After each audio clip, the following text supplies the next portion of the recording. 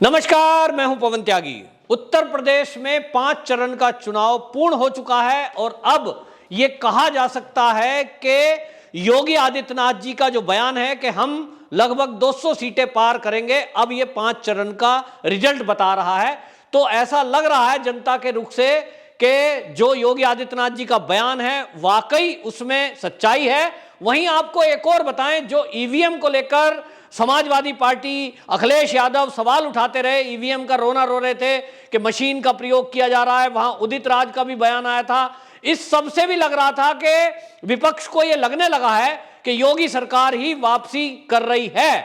इसी में आपको बताएं, जो ग्राउंड रिपोर्ट है, उन ग्राउंड रिपोर्ट से जो खबरें आई हैं वो ये कि इस चुनाव में पहले चरण से लेकर अब तक एक ही मुद्दा सर्वोपरि रहा है, वो है लॉ एंड ऑर्डर का। तो एक लॉ एंड ऑर्डर का मुद्दा रहा है, जिस पर पहला चरण जो पश्चिमी उत्तर प्रदेश से शुरू हुआ था, उसके बाद दूसरा, तीसरा, चौथा और ये 5वां चरण पूरा हुआ है। लेकिन ये मुद्दा पहले दिन से बरकरार है। 10 फरवरी से लेकर अब तक जितने चुनाव हुए उसमें ज्यादातर महिलाओं की वोट लॉ एंड ऑर्डर के मुद्दे पर है।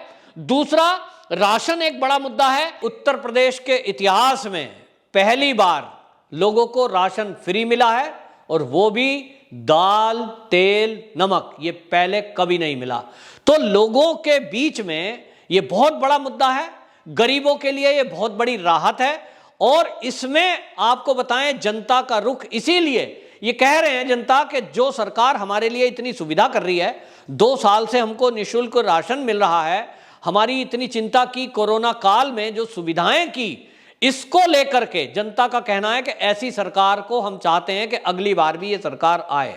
तो जनता के ज्यादातर रुख से ये क्लियर हो गया कि उनका रुख किधर है, वो किसको वोट कर रहे हैं। लॉ एंड ऑर्डर मुद्दा है, दूसरा राशन मुद्दा है, और तीसरा मुद्दा जो प्रमुखता से जो पढ़ा लिखा वर्ग है, जो अच्छे लोग शहरों के हैं ज्यादातर, उनके बीच है विकास। जिस तरह के उत्तर प्रदेश में विकास के काम हुए हैं वो एक बड़ा मुद्दा रहा। और यहां आपको ये बताऊं, जो ये 5वां चरण था जिसमें 12 जिले की 61 विधानसभा सीटों पर चुनाव हुआ, इसमें ये जो क्षेत्र है जिसमें अयोध्या है, जिसमें प्रयागराज है और जिसमें चित्रकूट है, ये धार्मिक नगरी है, धार्मिक क्षेत्र है। और इस एरिया में संत समाज, आश्रम ये ज्यादा हैं।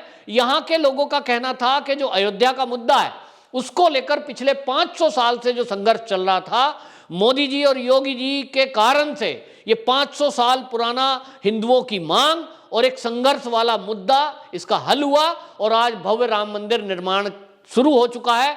इसको लेकर के पूरा फैजाबाद जिले का जो एरिया है वो तो ये कहता है कि जब योगी सरकार नहीं थी तो यहां आए दिन तनाव रहता था, दंगे होते थे और कर्फ्यू लगता था। आज उससे हमने निजात पाई है। इसी तरह चित्रकूट का जो एरिया है, वहां आप देखेंगे राम सर्किट के दौरान वहां सड़कों का जाल बिछा है और राम सर्किट पर जो काम हो रहा है उसको रेल मार्ग से भी जोड़ने की केंद्र की योजना पर काम चल रहा है। इसी तरह इलाहाबाद, प्रयागराज जिसको अब नाम हो गया है, वो उस क्षेत्र में रीता बहुगुणा जोशी जो वहां से सांसद थी, अब उनके कारण से आप देखिए कि वो आपने सुना होगा, जब चुनाव में सीटों का बंटवारा हो रहा था, बेटे को लेकर के कुछ नाराजगी थी कि वो लखनऊ से सीट चाहती थी। फिर ऐसी खबरें आई कि उनका बेटा तो समाजवादी पार्टी में शामिल हो जाएगा। रीता बहुगुणा जोशी नाराज चल रही हैं, लेकिन नहीं, अब वो सब कयास फेल साबित हुए।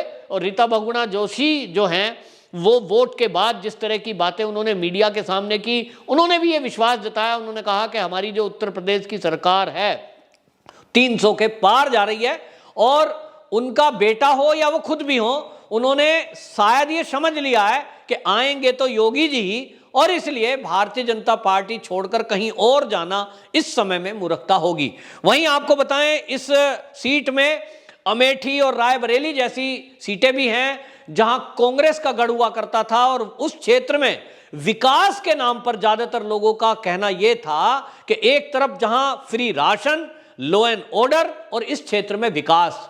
कांग्रेस के टाइम में या समाजवादी के टाइम में इस पूरे क्षेत्र की उपेक्षा की गई, और यहां अब जब से योगी सरकार आई है और केंद्र में मोदी जी आए हैं, इस क्षेत्र का चहुमुखी विकास हो रहा है।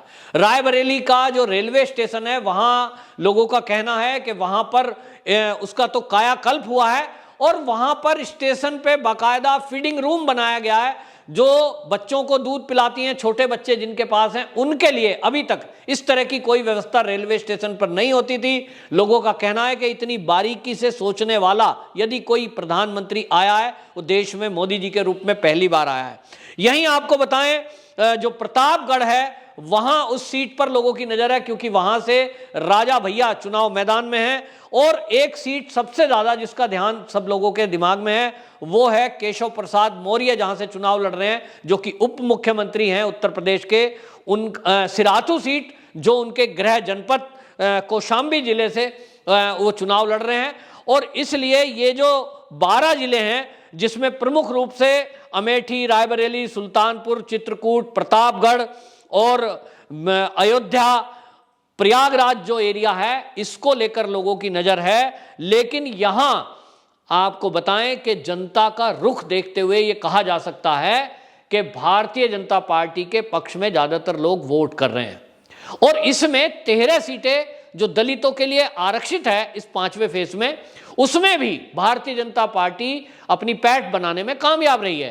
क्योंकि जो दलित वर्ग है, वो जो कोर वोटर है बसपा का, उन लोगों से जब बात की है पत्रकारों ने, तो उनका कहना यह था कि बसपा की सरकार हो या समाजवादी की, कभी भी दलितों के लिए इस तरह की सुविधा किसी ने नहीं करी जो योगी सरकार में हुई। 2 बार महीने में मिलने वाला राशन और कानून व्यवस्था, क्योंकि उनका शोषण होता था, गांव में उनकी बात कोई सुनता नहीं था। अगर उनके खिलाफ कोई अत्याचार हो गया तो थाने में कोई सुनता नहीं था। आज की डेट में वो कहते हैं कि हमारी बात थानों में सुनी जाती है। लॉ एंड ऑर्डर के मुद्दे के कारण आज हम ज्यादा सुरक्षित अपने को महसूस कर रहे हैं। और योगी सरकार ने जिस तरह से दलित वर्ग हो या अन्य वर्ग हो, जो भी गरीब हैं, उनके लिए फ्री में जो मकान दिए हैं, जो शौचालय दिए हैं, जो गैस दी है, और उनको जो सम्मान निधि खाते में मिल रही है, महिलाओं को 500 रुपए मिल रहे हैं। ये कहते हैं कि ये कभी हुआ नहीं। क्योंकि आपको याद होगा पहले की सरकारों का हाल क्या था।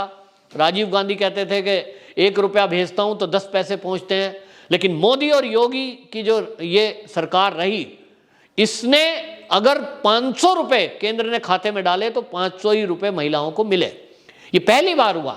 और इसी तरह से राशन को लोग बोलते हैं कि पहली बार ऐसा हो रहा है कि जो राशन है वो मिला, और वो भी फ्री में और पूरा। उसमें दाल मिली, तेल मिला, नमक मिला, ये पहले कभी नहीं मिला। और इसलिए जनता की पहली पसंद योगी जी अभी भी बने हुए हैं।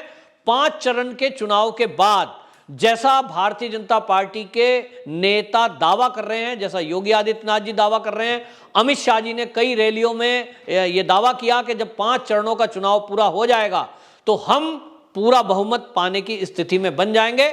जबकि अभी 2 चरणों के चुनाव बाकी हैं। और यहां गौर करने वाली बात यह है कि जो अभी 2 चरणों का चुनाव बाकी है, उसमें गढ़ है योगी जी का। यानी योगी जी पुराने वहां से लीडर हैं। उस क्षेत्र का विकास, जनता में पैठ जो गोरखपुर क्षेत्र में है, वो पूर्वांचल में जो पकड़ है, वो योगी जी की पूरी तरह से है। और इस समय जिस तरह की लहर पहले चरण से पश्चिमी उत्तर प्रदेश से उठी थी, वो बरकरार है। वहीं विपक्ष जो है बहाने ढूंढ रहा है। जैसा हमने सुना था पिछले दिनों कि कांग्रेस का उदित राज जो नेता है, वो सवाल उठा रहे थे ईवीएम पर।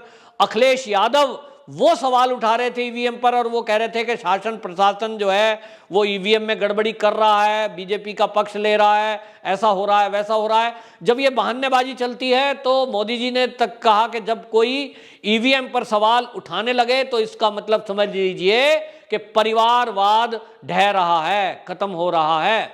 तो ये एक इशारा है। और ये राजनीतिक दलों को हम देखते भी हैं कि यदि जीत का दावा पक्का हो तो वो कभी भी ईवीएम पर सवाल नहीं उठाएंगे। क्योंकि यदि वो जीत कर आए तो जनता कहेगी कि आप तो कह रहे थे ईवीएम में गड़बड़ी है। ये हार तब देखता है इस देश का राजनीतिक लोग, तब ईवीएम पर सवाल उठाते हैं। जहां ये जीत रहे होते हैं वहां ईवीएम ठीक होती है। इसको देखते हुए उत्तर प्रदेश की जनता ने जो मन बनाया, और इसमें यहां एक बात और मैं आपको बताऊं कि जो इस 5वें चरण में युवा वोट करने जा रहे थे, उनके बीच यूक्रेन और जो रूस का युद्ध हो रहा है, हालांकि उत्तर प्रदेश से उसका कोई लेना देना नहीं है, लेकिन जिस तरह से भारत सरकार वहां से छात्रों को निकाल करके लाई, इसको लेकर युवाओं का कहना यह था कि ऐसी मजबूत सरकार हमने पहली बार देखी है जिसने भारतीयों का मान और भारतीयों का ध्यान विदेशों में फंसे हुए जब भी मुसीबत में रहे उनका रखा है। ये भी एक मुद्दा रहा है, चाहे वो संख्या थोड़ी हो, लेकिन युवाओं में भारतीय जनता पार्टी की लोकप्रियता बढ़ी है।